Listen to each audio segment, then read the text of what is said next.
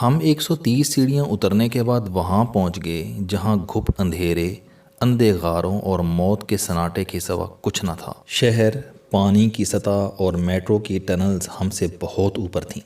ہم وہاں کھڑے ہو کر جب تصور کرتے تھے ہمارے اوپر پورا شہر آباد ہے، وہاں لوگ ہیں، بازار ہیں، سڑکیں ہیں، ٹریفک ہے، میٹرو ٹرین ہے، پارک ہیں اور ایک چھوٹی سی جھیل ہے، تو ہمیں جھرجھری آ جاتی تھی۔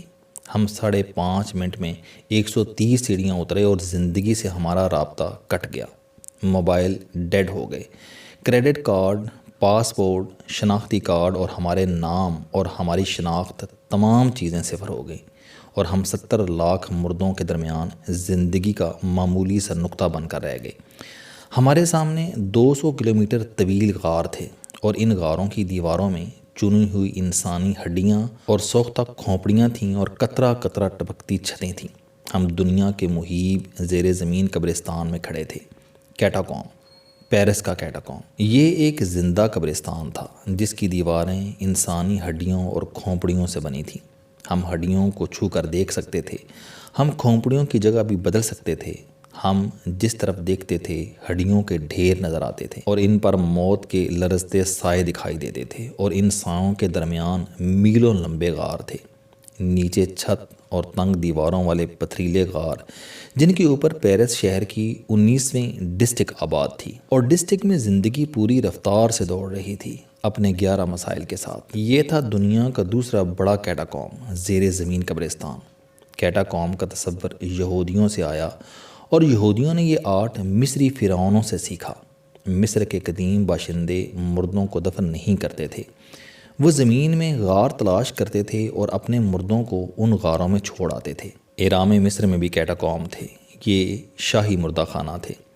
بادشاہ عام لوگوں کے ساتھ دفن ہونا اپنی توہین سمجھتے تھے، چنانچہ یہ اپنے لیے الگ غار تلاش کرتے تھے اور اس غار پر اہرام تعمیر کرا دیتے تھے، جبکہ عام لوگ عام غاروں میں دفن ہوتے تھے۔ عیسائی عقیدے کے مطابق عیسائیوں نے حضرت عیسیٰ علیہ السلام کو بھی صلیب سے اتار کر ایک غار ہی میں چھوڑ دیا تھا، اور ان کا جسم اطہر بعد ازاں اس غار سے غائب ہو گیا تھا۔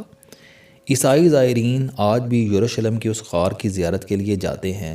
یروشلم شہر کے نیچے آج بھی میلوں لمبا کیٹاکوم ہے، اور اس زیر زمین قبرستان میں لاکھوں لوگوں کی ہڈیاں اور کھوپڑیاں پڑی ہیں۔ دنیا کا سب سے بڑا کیٹاکوم روم شہر کے نیچے ہے۔ یہ 6000 سال پرانا ہے، اور یہ 375 میل لمبا ہے، اور یہاں 80 سے 90 لاکھ لوگوں کی باقیات رکھی ہیں۔ دوسرا کیٹاکوم پیرس میں ہے، جس میں ہم اس وقت کھڑے تھے۔ تیسرا مصر کے شہر اسکندریہ کے نیچے ہے، یہ 3 منزلہ ہے، اور ان 3 منزلوں میں درجوں کے مطابق مردے دفن ہیں۔ امیر اور بارسوخ لوگ پہلی منزل میں پڑے ہیں، دوسرے درجے میں دوسرے درجے کے مردے ہیں، اور تیسرے درجے میں تیسرے درجے کے مردے حشر کا انتظار کر رہے ہیں۔ یہ کیٹاکوم 1900 عیسوی میں اس وقت دریافت ہوا جب ایک گدھا گڑھے میں گر گیا۔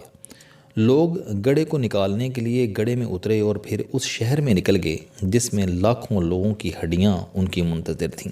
چوتھا کیٹاکوم گاڈ فادر کے سسلی کے شہر پولرمو میں ہے۔ یہ 16ویں صدی عیسوی میں دریافت ہوا، اور اس میں 12,000 لوگوں کی ہڈیاں پڑی ہیں۔ مالٹا میں 4 سے 9ویں صدی کا کیٹاکوم ہے۔ ویانا شہر کے سینٹ سٹیفن کیتھیڈرل کے نیچے بھی میلوں لمبا کیٹاکوم ہے، اور چیک ریپبلک کے شہر برونو میں دنیا کا 7واں بڑا کیٹاکوم ہے۔ اس میں 50,000 مردے اپنے حساب کا انتظار کر رہے ہیں۔ یوکرائن کے شہر اڑیسہ کے نیچے 2500 کلومیٹر لمبے غار ہیں، اور ان غاروں میں کیٹاکوم ہے۔ یہ فاصلہ کتنا طویل ہے، آپ اس کا اندازہ اڑیسہ سے پیرس کے فاصلے سے لگا لیجئے۔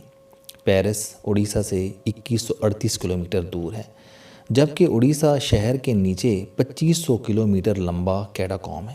یوکرائن کی حکومت نے 1995 عیسوی میں چند لوگ ان غاروں میں اتارے۔ یہ لوگ مسلسل 27 گھنٹے چلتے رہے، اور انہوں نے صرف 40 کلومیٹر سفر طے کیا۔ 2005 عیسوی میں چند نوجوانوں نے کیٹاکوم میں نیو ایئر نائٹ کا بندوبست کیا۔ پارٹی کے دوران ماشا نام کی ایک لڑکی راستہ بھٹک گئی۔ پولیس کو اس کی لاش تلاش کرنے کے لیے 2 سال لگ گئے۔ یوکرائن کے کیٹاکوم کا درجہ حرارت انتہائی کم ہے، چنانچہ وہاں آج بھی سینکڑوں سال پرانی لاشیں اصل حالت میں موجود ہیں، اور سائنسدان تحقیق کے لیے عموماً یہاں سے نمونے حاصل کرتے رہتے ہیں، لیکن پیرس کا کیٹاکوم ان تمام کیٹاکومس کے مقابلے میں زیادہ بہتر ہے۔ اس کی دو وجوہات ہیں۔ پہلی وجہ یہ سیاحوں کے لیے کھلا ہے۔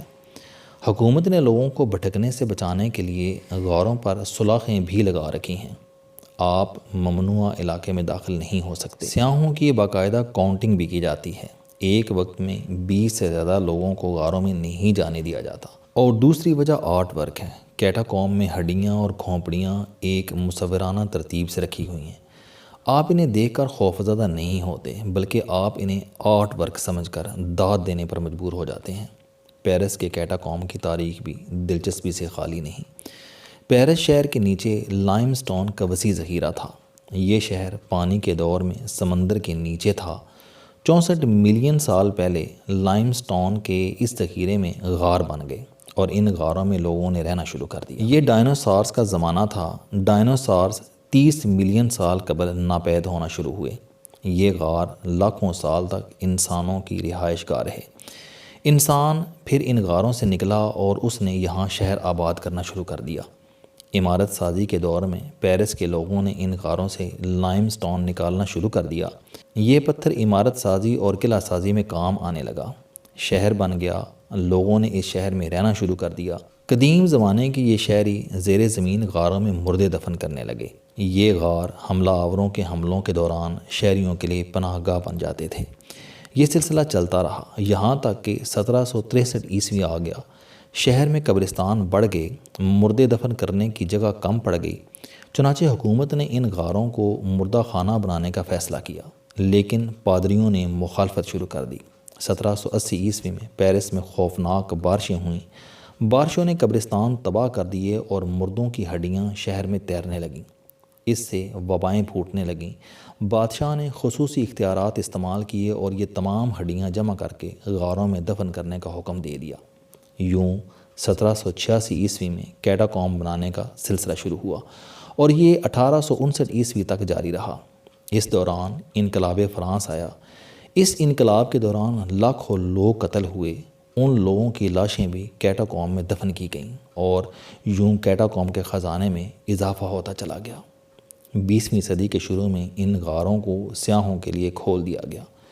مقامی گائیڈ مشعلوں کی روشنی میں لوگوں کو غاروں میں لے کر جاتے تھے اور انہیں ہڈیوں کا ڈھیر دکھاتے تھے۔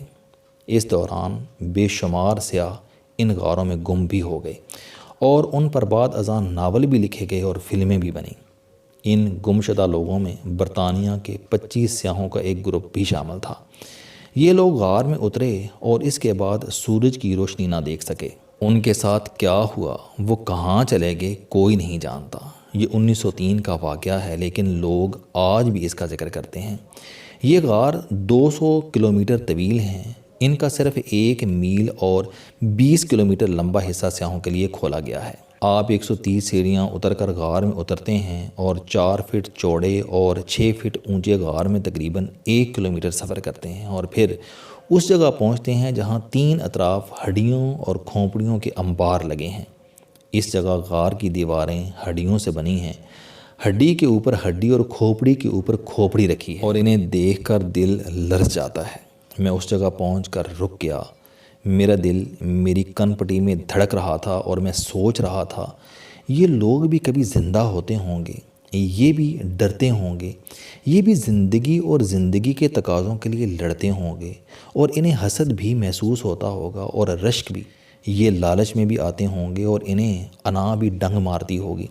ان میں بدمعاش بھی ہوں گے، پہلوان بھی، بزرگ بھی، بچے بھی، عاشق بھی، معشوق بھی، امیر بھی، غریب بھی، کمزور بھی، طاقتور بھی، ظالم بھی، مظلوم بھی، اوپر والے ہاتھ کے مالک بھی اور پھیلے ہوئے ہاتھوں کے بے بس لوگ بھی۔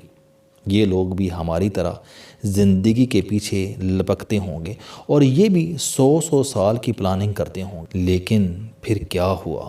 یہ بے بس ہڈیاں اور بے شناخت کھوپڑیاں بن کر یہاں پڑے ہیں اور ہم جیسے متجسد سیاح ان کے ساتھ تصویریں بنوا رہے ہیں۔ یہ ہے زندگی کی حقیقت۔ اس زندگی کی حقیقت جسے ہم مستقل سمجھ بیٹھتے ہیں، جس کے لیے ہم فرعون بن جاتے ہیں، جس کے لیے ہم دوسروں سے جینے کا حق چھینتے رہتے ہیں۔ میں نے ہڈیوں اور کھوپڑیوں کے اس گودام میں کھڑے ہو کر اللہ تعالیٰ سے اپنے غرور، اپنی کوتاہیوں اور اپنی نفرتوں کی معافی مانگی، اپنی کھوپڑی پر ہاتھ پھیرا اور دنیا کے اس مہیب قبرستان سے باہر آ گیا۔ باہر سڑک پر زندگی اپنی پوری حشر سامانیوں کے ساتھ رواں دواں تھی۔ السلام علیکم۔ آپ سٹوڈنٹ ہیں، کوئی جاب کرتے ہیں، کاروبار کرتے ہیں، یا پھر آپ گھریلو زندگی گزار رہے ہیں۔ اگر آپ اپنی زندگی کو بدلنا چاہتے ہیں تو اس چینل علم دوستی پر آپ زندگی میں کامیابی کے لیے جاوید چوہدری صاحب کے موٹیویشنل، سوشل، سیلف ڈسکوری سے ریلیٹڈ اور صحت سے متعلق بے شمار کالم سن سکتے ہیں۔ میرا دعویٰ ہے کہ یہ چینل آپ کی زندگی بدل دے گا۔ اس چینل کا مقصد اچھی باتیں معاشرے میں پھیلانا ہے اور اچھی بات کو دوسروں تک پہنچانا صدقہ جاریہ ہے۔